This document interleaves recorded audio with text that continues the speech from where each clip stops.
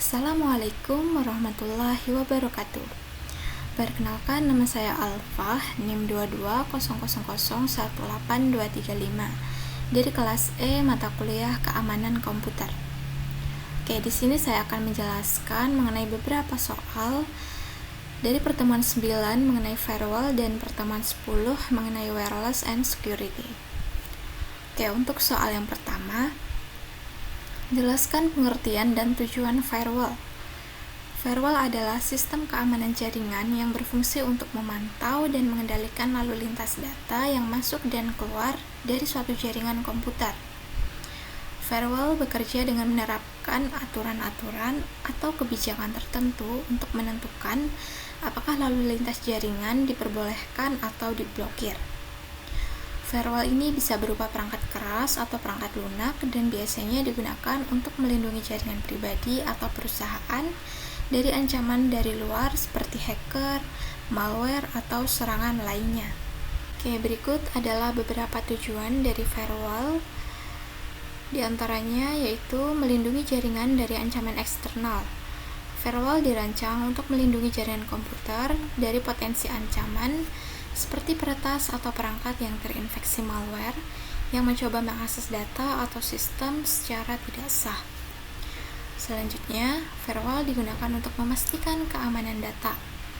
Salah satu tujuan utama firewall adalah untuk menjaga agar data yang dikirimkan melalui jaringan tetap aman, dengan memastikan hanya komunikasi yang sah dan sesuai dengan kebijakan yang diizinkan untuk diteruskan. Selanjutnya, firewall digunakan untuk pencegahan serangan dan malware. Firewall dapat membantu mencegah serangan dari luar seperti serangan distributed denial of service, serta melindungi jaringan dari malware dan virus yang bisa masuk melalui jaringan. Terakhir, firewall digunakan untuk mengelola lalu lintas jaringan. Firewall dapat mengontrol aliran data antara jaringan internal dan eksternal, memungkinkan pengaturan bandwidth atau bahkan pemblokiran aplikasi tertentu yang dapat membahayakan keamanan jaringan, seperti aplikasi yang tidak terverifikasi atau perangkat lunak yang tidak sah. Oke, selanjutnya masuk ke soal kedua. Oke, berikut adalah gambar dari sebuah topologi jaringan LAN pada penggunaan firewall jaringan komputer. Oke, di sini terdapat internet yang merupakan jaringan publik yang tidak aman dan dapat terancam seperti virus, malware, dan serangan-serangan lainnya. Sebelum data dari internet tersebut diteruskan ke jaringan lokal, firewall ini bertugas untuk memeriksa semua lalu lintas data dari internet. Kemudian firewall akan memeriksa setiap paket data apakah sesuai dengan aturan yang telah ditetapkan, seperti data dari port tertentu yang diizinkan seperti port 80 untuk HTTP. Kemudian data yang mencurigakan seperti berasal dari alamat IP yang tidak dikenal atau mengandung malware akan diblokir oleh firewall. Kemudian firewall ini juga dapat digunakan untuk membatasi jenis konten yang boleh diakses, seperti memblokir situs berbahaya atau membatasi protokol tertentu. Oke, selanjutnya koneksi dari firewall ke sebuah komputer 1, komputer 2, dan komputer 3.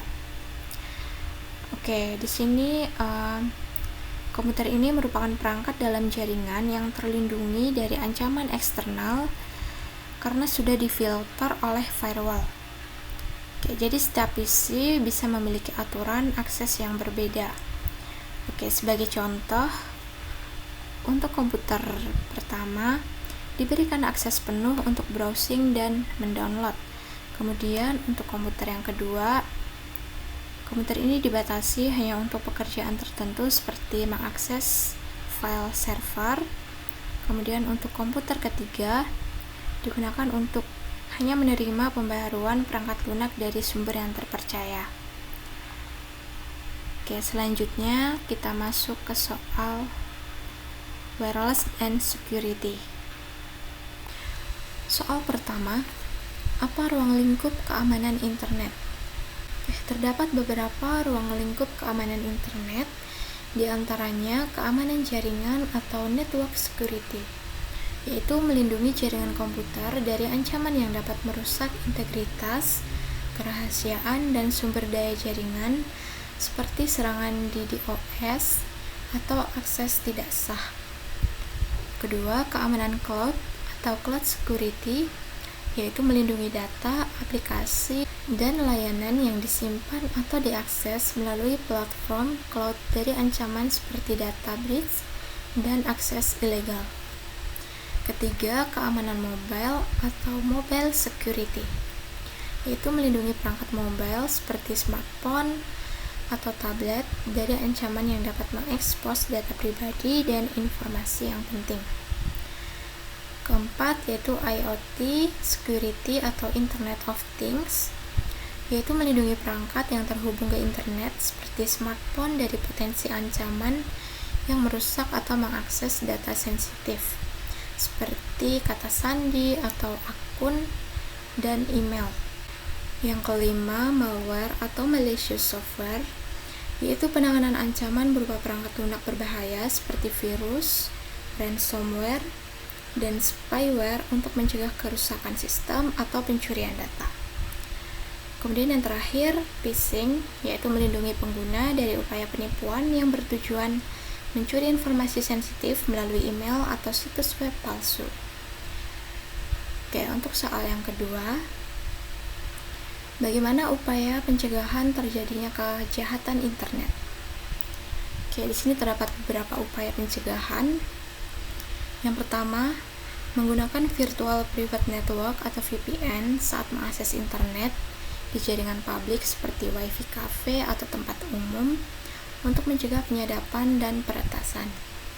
Kedua, menggunakan kata sandi kompleks dan mengaktifkan autentikasi 2 faktor untuk melindungi akun dari akses yang tidak sah. Ketiga, menggunakan antivirus dan anti-malware untuk mendeteksi dan menghapus perangkat lunak berbahaya. Keempat, backup data secara rutin untuk memulihkan data jika terjadi serangan seperti ransomware atau serangan virus serupa. Kelima, menggunakan layanan cloud dengan lapisan keamanan tambahan seperti enkripsi dan pemantauan untuk melindungi data dari ancaman eksternal. Untuk soal yang ketiga, perangkat lunak apa saja yang dapat digunakan untuk menguji keamanan web dan keamanan server?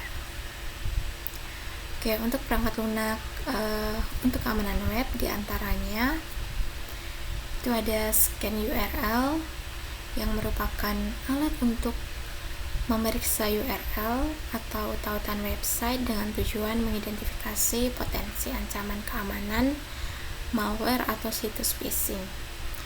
Kedua ada OWASP, yaitu software yang digunakan untuk membantu dalam mendeteksi kerentanan pada aplikasi web.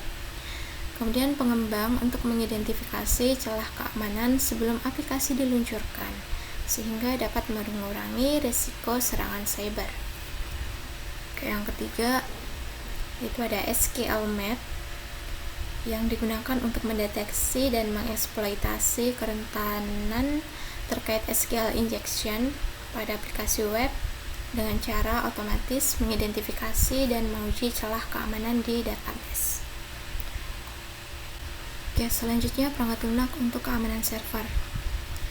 Yang pertama terdapat Wireshark yang merupakan software untuk menganalisis jaringan atau paket sniper untuk menganalisis traffic jaringan secara real time. Kemudian Wireshark ini memungkinkan pengguna untuk mendeteksi lalu lintas yang mencurigakan, termasuk data yang dapat digunakan oleh penyerang untuk mengeksploitasi server atau aplikasi. Kedua, terdapat software Nmap atau Network Mapper, yaitu software yang digunakan untuk memetakan jaringan dan mendeteksi port terbuka serta layanan yang berjalan di server. Nmap ini membantu administrator untuk menemukan titik lemah pada server dan jaringan yang dapat dimanfaatkan oleh penyerang. Oke, kemudian yang terakhir yaitu ada Nessus, yaitu software yang digunakan untuk mengatasi kerentanan di server dan perangkat jaringan. Software ini digunakan untuk mendeteksi berbagai masalah keamanan, termasuk bug, konfigurasi yang salah, dan celah lainnya. Oke, sekian penjelasan dari saya. Kurang lebihnya saya ucapkan terima kasih. Assalamualaikum warahmatullahi wabarakatuh.